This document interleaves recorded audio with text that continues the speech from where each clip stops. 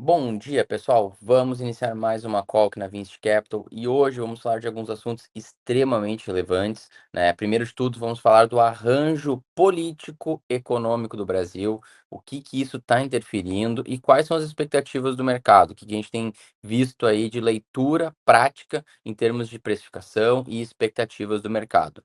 Outro ponto importante é a economia americana, que já nos primeiros dias, então, de Donald Trump, tem alguns insights importantes. Então a gente vai falar um pouco sobre isso e também, né, como isso reflete no S&P 500 principalmente.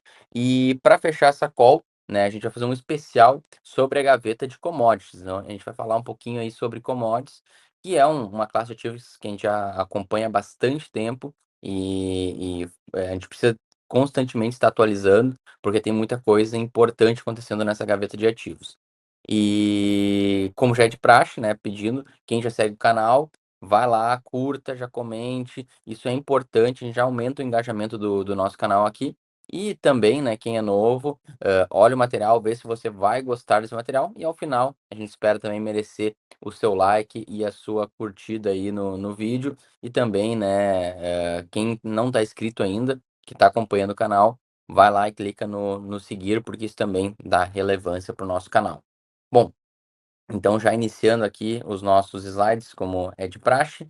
Primeiro deles, falar um pouquinho aí da inflação brasileira, que desancorou. Então vocês podem ver que até aí meados de 2024 ela tinha, né, sim, uma expectativa, de um patamar alto acima da meta, tá aqui em torno de 4%, mas, né, do início do ciclo de aperto em setembro, quando de fato o Banco Central começou a subir juros, de lá para cá a expectativa disparou. E a expectativa de inflação pro final do ano é de 5,51.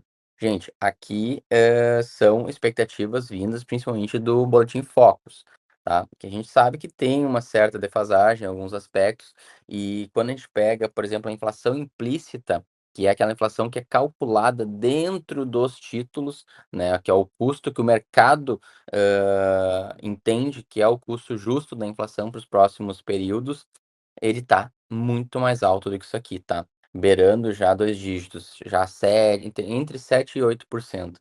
Então uma inflação muito, muito, muito relevante, esperada para 2025, para 2026 e 2027. E inclusive 2028, que estava lá lateral na meta, pô, o Brasil vai conseguir botar na meta, já subiu de novo. Então, uma expectativa aí de inflações altas para os próximos anos aqui no Brasil. Então, isso reflete, obviamente, em taxa de juros alto. Porém, tem um outro ponto importante. A taxa de juros na semana passada, ela deu uma leve arrefecida. Vocês lembram que eu falei na semana passada que estava em 16,15. Então, muito alto a expectativa. E agora ela caiu de novo, vai para 15 vamos lá, 75, vamos pensar assim.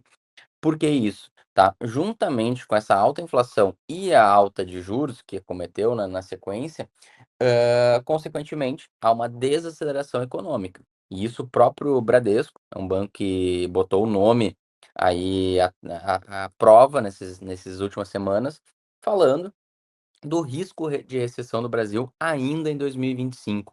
Então, se há uma recessão, consequentemente, isso naturalmente dá uma folga na inflação e a gente já vê, né, a possibilidade daí de diminuir juros ou não subir tanto.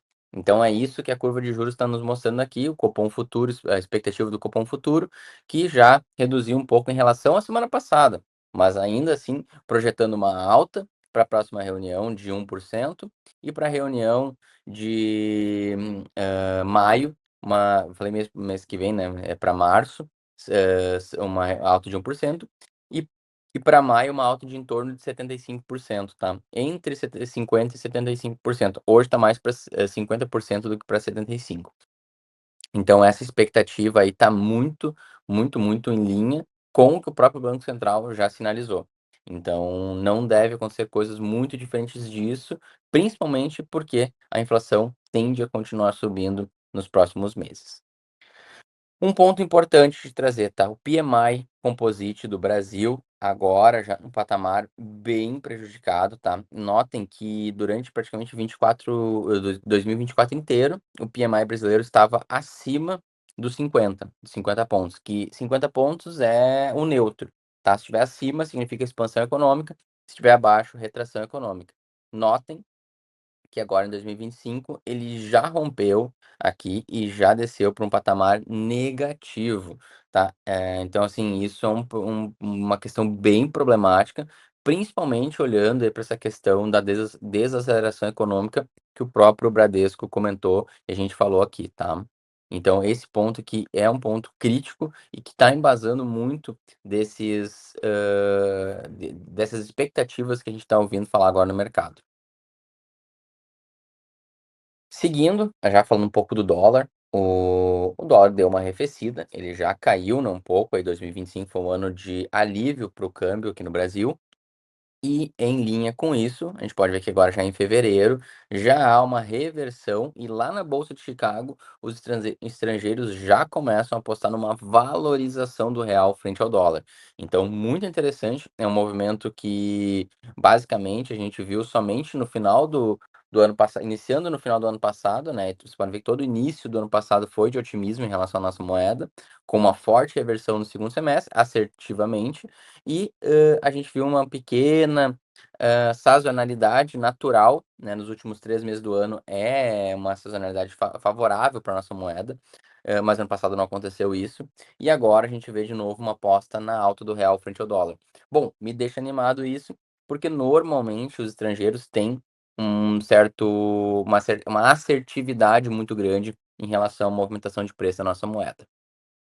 Quando a gente olha mais do âmbito interno, tá, os estrangeiros aqui no Brasil reduziram a sua aposta na alta do dólar, mas ainda estão apostando na alta do dólar, enquanto os fundos locais, depois de terem dado um pico aqui de apostas na alta do dólar frente ao real, eles já reverteram e começaram de novo a apostar na valorização do real, ou seja, a queda do dólar aqui no Brasil. Então essa questão é uma questão interessante, porque de fato o mercado está criando um consenso de uma valorização do real nas próximas semanas e meses.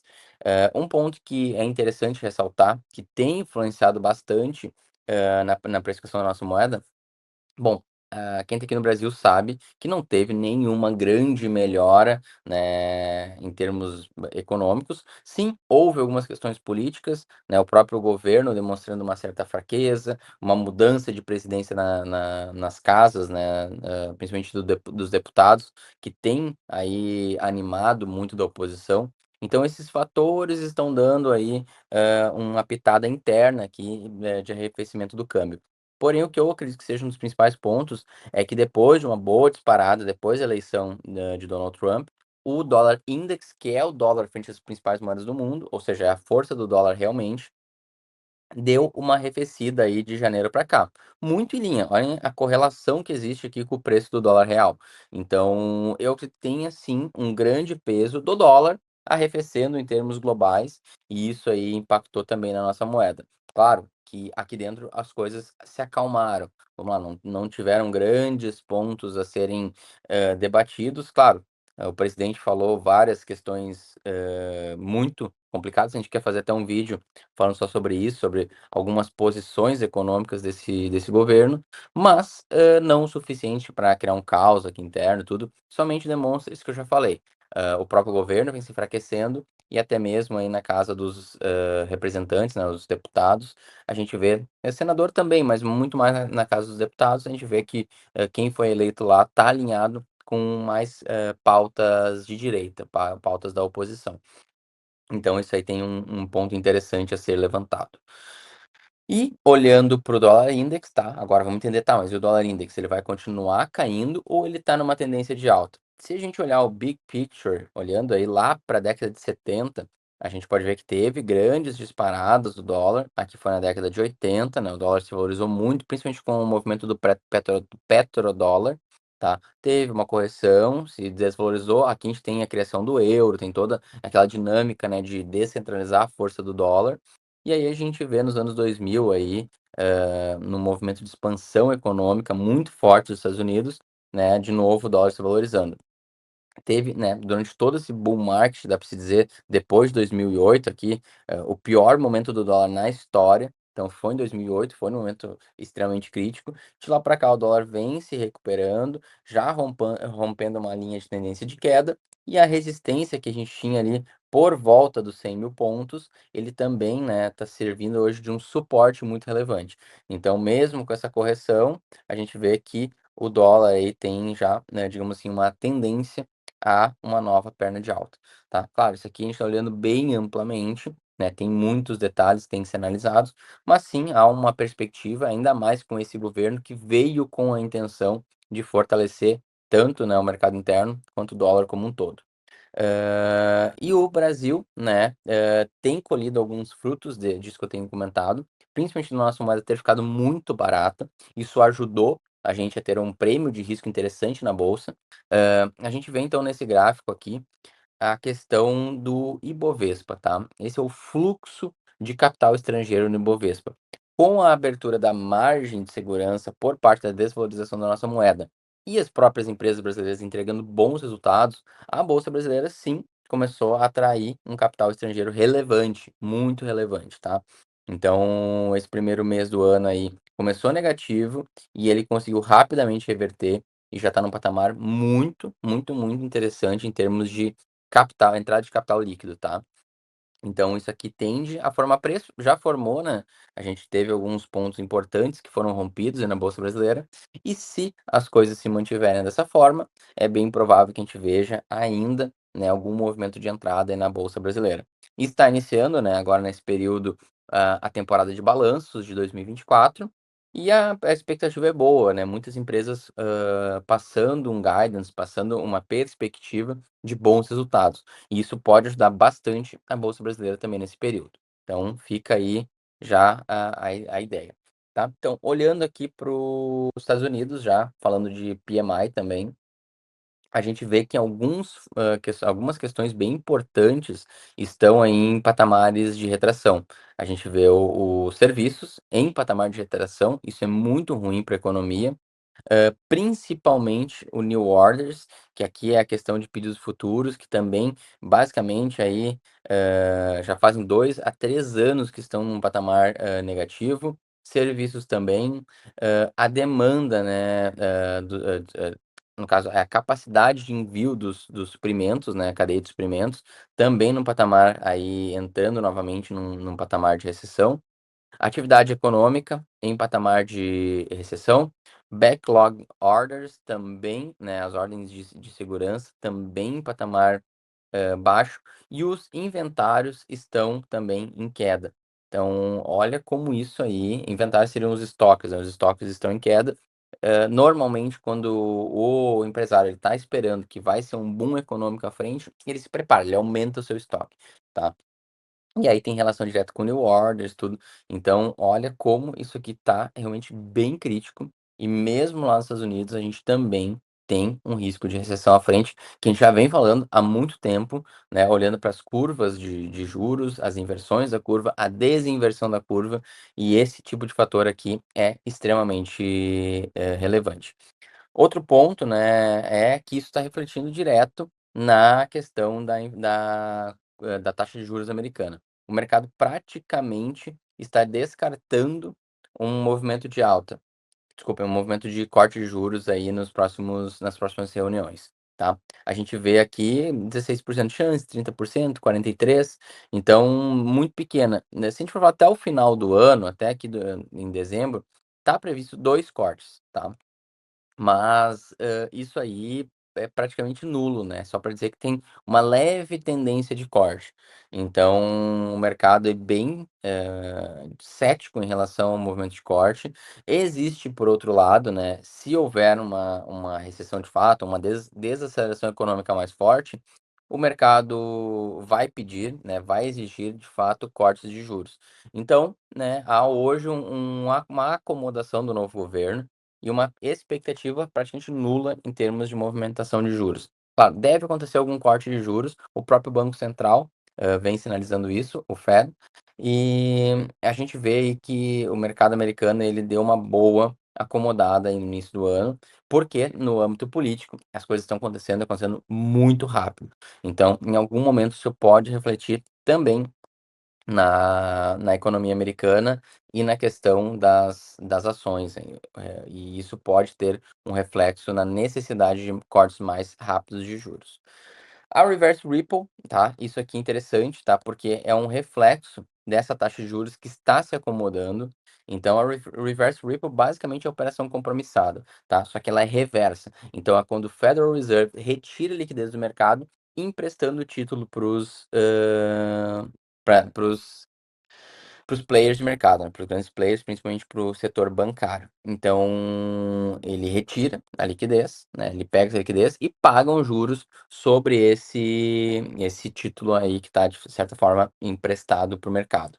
Então, notem que chegou a um pico de 2,5 trilhão, e de lá para cá vem uma reversão, muito porque a taxa de juros passou agora a ser, digamos assim, mais ajustada, ela está mais real com o que ela deveria estar. Aqui ela estava acima, então ela estava extremamente atrativa para esse tipo de operação. Então aqui a gente vê uma reversão, já chegando muito próximo do zero, que é um cenário desejável para uma economia saudável. É quando a curva de juros, os juros estão, digamos assim, adequadamente sendo colocados. Então isso é um bom sinal, é um sinal de que mesmo com essa parada aí nos cortes, ainda assim o Banco Central está conseguindo, diminuir a sua reverse repo. Isso é algo positivo. E quando a gente olha para a Berkshire Hathaway, que é a empresa do Warren Buffett, segue o aumento aí muito significativo na liquidez, coisa que a gente só viu durante o período pré, crise de 2008, tá? Chegando a praticamente 30% de todo o percentual aí de ativos da Berkshire Hathaway. Bom, Warren Buffett está se preparando para algo, isso não tenha dúvida. Então, a gente vai provavelmente em breve saber o que ele está tanto se preparando, tendo todo esse dinheiro em caixa para poder comprar boas empresas numa eventual crise.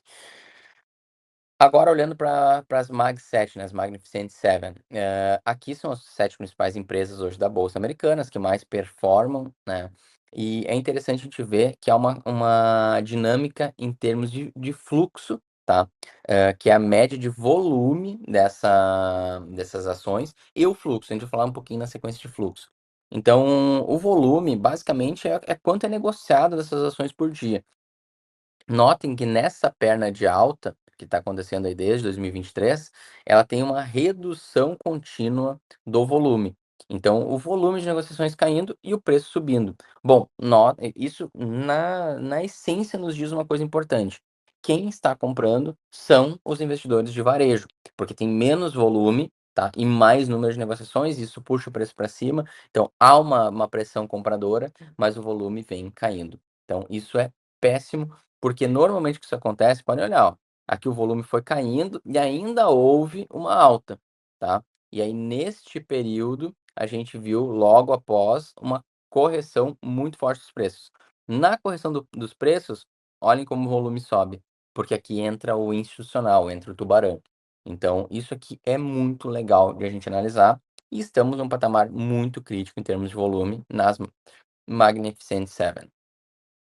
E quando a gente olha para o fluxo, tá, de capitais, nos ETFs Tech, a gente vê um recorde extremo aqui, um recorde dos maiores de todos os tempos, tá. Isso é um rolante de 12 meses, então tem essa característica de pegar, o rolante, né, todo de 12 meses, mas está num patamar extremamente elevado. E isso aqui demonstra, na minha percepção, que o mesmo investidor sardinha ele está entrando em muitos ETFs, tá, de forma muito relevante, ETFs tech. Então, apesar do volume ser baixo, não significa que o fluxo seja baixo, tá. Pode ter um fluxo de entrada muito relevante. Aqui eu tenho uma pressão tanto de vendedores quanto de compradores. Se eu tenho um fluxo desculpem, um volume baixo, eu tenho compradores e vendedores entrando e saindo ao mesmo tempo. Mas eu posso ter o, vendedor saindo com muito lucro. Então o fluxo líquido, o resultado líquido do fluxo dele é baixo. E aqui, a gente está olhando só para fluxo. Então o fluxo de entrada nos ETFs está bem robusto, demonstrando um otimismo exagerado, principalmente pelo mercado de varejo, né, porque ETFs normalmente é o mercado de varejo que acaba usando. Então muito, muito, muito significativo esse otimismo aí, o preço subindo, volume caindo e ainda por cima o fluxo dos ETFs de tecnologia, né, num patamar extremamente relevante. Bom, iniciando aqui então a gaveta de commodities, a gente vai falar primeiro aqui do índice de commodities, né, para vocês entenderem que a gente está aí num cenário interessante de ciclo das commodities, porque se a gente considera a performance relativa das commodities frente ao S&P 500, a gente está falando aí de um patamar aí que iniciou grandes outros movimentos seculares, né, de alta das commodities. Então a gente viu isso lá nos anos 2000, culminando numa grande alta em 2010. A gente viu isso lá no final da década de 70, terminando ali na crise do petróleo no início da década de 80. Então, agora, de novo, um patamar muito atrativo, mostrando que a performance relativa das commodities versus o S&P 500 pode surpreender de forma aí bem interessante nos próximos anos aí, principalmente, tá? Um ponto relevante, olhando já para a formação de futuro das commodities, tem 2 pontos que chamam muita atenção, tá? O principal deles, metais preciosos, que mesmo, reduzindo, né, nesse último mês o seu contango. Contango, gente, é quando a gente tem o preço presente menor do que o preço futuro. É o mercado normal, é o mercado que deveria ser. Então, eu estou vendo para um ano à frente uma diferença de 5% no preço dos metais preciosos, tá? Então, é uma perspectiva altista. Eu tenho uma escassez futura prevista. E os metais industriais também, né, aumentando aqui, principalmente, né, olhando para um ano para trás, esse contango. Então, mostrando que cobre, paládio, vários outros metais interessantes podem ter, né, uma demanda aí mais forte à frente e o preço pode subir de forma significativa. Enquanto o livestock, que seriam a agropecuária, a gente vê aqui um backwardation, os preços de hoje estão mais caros que os preços futuros. Então, há uma perspectiva de queda, né, da agropecuária para o futuro. E a agricultura, basicamente lateralizado, muito próximo, sem grandes alterações. Mas se a gente fala de agricultura, né, principalmente olhando para grãos, tá? Aqui é o spot de grãos, que pega todos os grãos e coloca dentro de um índice, tá? A gente pode ver que estamos numa linha de resistência. Por que que é uma linha de resistência ascendente? Justamente pela característica inflacionária da base monetária global. Então, ao longo dos anos, os preços das commodities tendem a ficar mais caros, justamente, né, por essa característica de expansão de base monetária. Então, a gente tem que fazer sempre essa linha ascendente olhando, né, e levando em consideração isso. E podem notar que a gente está numa linha de resistência muito forte. A gente falou quando bateu aqui, a gente comentou, e agora a gente já vê uma leve alta, mas ainda dentro, né, de um cenário ainda de correção. Tá? Ainda está num período ainda lateralizado, com viés agora já de alta. Então, interessante demais esse gráfico. Bom, falando já dos metais preciosos, a curva de um ano do ouro, tá? Atualmente ali, muito próxima de 5%, tá? Então esse é o contango, então tá mais barato hoje, do que vai ser no futuro.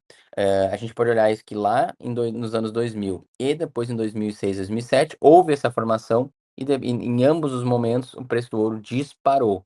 Então, olhem toda essa alta que a gente está vendo no ouro e mesmo assim ainda segue a formação de contango à frente. Uma coisa interessante é que o volume de ouro depositado na Bolsa de Chicago disparou nessa última semana, tá? Isso aí, normalmente antecede grandes liquidações, grandes vendas aí que acontecem no mercado. O preço provavelmente entrou num patamar atrativo, então, produtores e detentores de grandes reservas estão se sentindo aí atraídos aí para o mercado para começar a fazer vendas. Então o volume de negociação no ouro tende a aumentar. Não necessariamente que isso vai ser favorável para o preço no curto prazo, mas mostra que o mercado vem se movimentando e olhando aí forte para o ouro. O ouro num extremo otimismo, que para curto prazo e curtíssimo prazo principalmente é favorável, porém, né, ó, aqui eu estou falando já de um driver que pode ter uma pequena correção à frente, e aqui de novo, né, um outro driver que pode trazer uma correção de médio prazo devido a um excesso de otimismo no ouro. Então, apesar de todo o ecossistema, os fundamentos sendo favoráveis, esse tipo de dinâmica pode acarretar numa correção futura. Enquanto que os traders, tá, também estão muito otimistas. Então aqui é o commitment of traders, né, o compromisso dos traders, então eles estão comprados. E os traders, eles têm um nível de assertividade muito grande. Então isso bota uma pressão bem forte no curto prazo e a gente vê o ouro subindo nas últimas 2 semanas, então tá muito em linha com isso.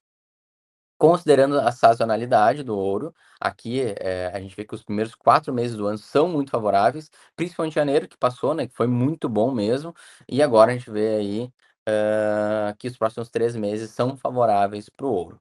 Já em relação à prata, tá, a gente vê aí também há um contango muito forte de 5,14, então a expectativa de alta futura da prata segue em linha.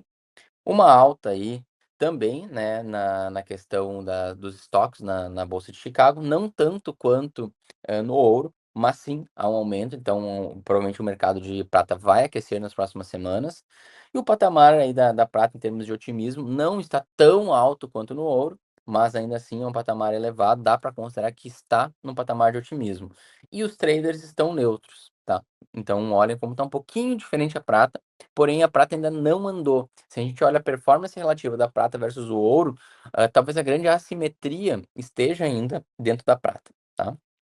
E sazonalmente, a prata também, tem um momento muito interessante, aí sim, até maio, até um pouco mais do que o ouro, e meses como abril são muito relevantes também para a prata. Então é um período interessante de exposição.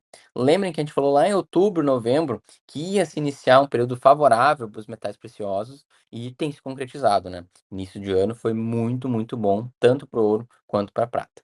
E quando a gente considera ainda dentro no mundo das ações, os mineradores de ouro, olhem que a questão do valuation está abaixo da média histórica, né, em termos absolutos, e também, principalmente, em termos relativos. Se a gente comparar os mineradores de ouro com o S&P 500 em termos de valuation, aí sim a discrepância é muito grande e estão cada vez mais atrativos.